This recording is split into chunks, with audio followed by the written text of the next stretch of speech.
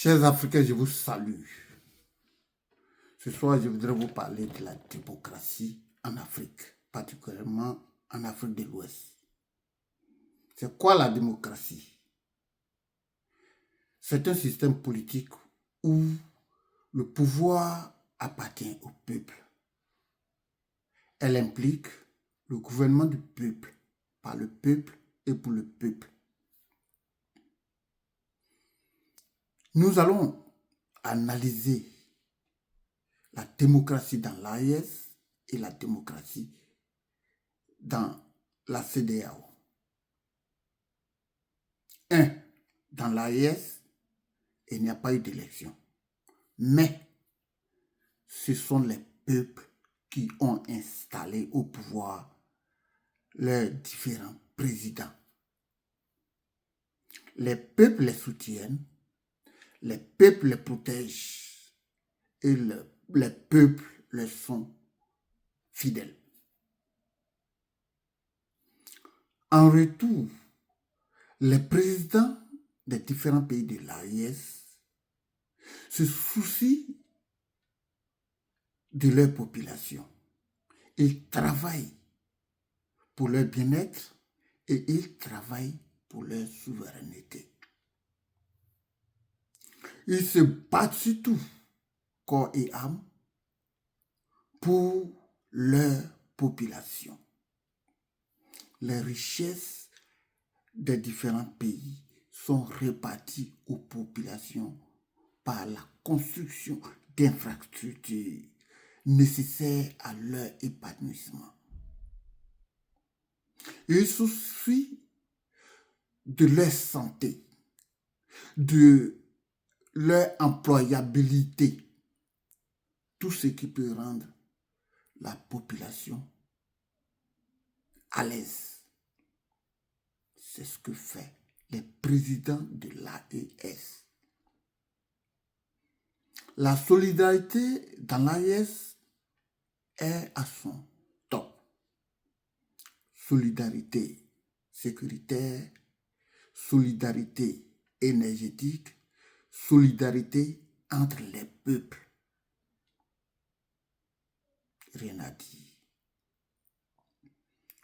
Par contre, dans la CEDEAO, dans certains pays de la CEDEAO surtout, les élections ne sont que des pseudo-élections, des semblants d'élections. La volonté du peuple n'est pas prise en compte. Tous les organes de l'État sont pris en otage et instrumentalisés. Pour ce faire, pendant les élections, les opposants, les vrais opposants, sont éliminés. Les populations qui manifestent pour ces opposants sont intimidées, brimées, tuées. À la fin même, les élections sont truquées.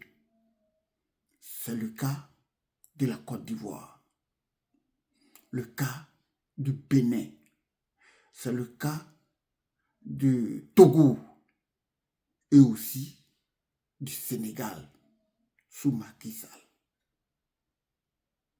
Ces présidents méprisent leur population. Ils ne travaillent pas pour leur population, mais plutôt pour l'Occident, leurs maîtres qui les soutiennent. Ils bradent les richesses de leur population à l'Occident, pendant que les populations croupissent dans la misère. Surtout, la solidarité entre les peuples n'existe pas. La solidarité entre les États n'existe pas. Elle n'existe que sur les papiers, sur les papiers. Prenons l'exemple du Nigeria. Depuis une douzaine d'années, le Nigeria fait face au terreau qui tue les populations, enlève les personnes innocentes sans se faire inquiéter. Pendant que la CEDEAO, dit-elle, a une force d'intervention qui est en attente. En attente de quoi? On ne le sait pas. Elle est en attente pour s'attaquer aux dirigeants révolutionnaires qui veulent la souveraineté de leur peuple. C'est ça la démocratie de la CEDEAO. Nous avons été surpris, surtout estomaqués de voir M. Alassane Dramane Ouattara, l'ex-président de la Côte d'Ivoire, tenir des discours guerriers à l'encontre du Niger en son temps. Mais il a failli s'étouffer en parlant tellement. Il était, je ne sais pas s'il était énervé, il a failli s'étouffer.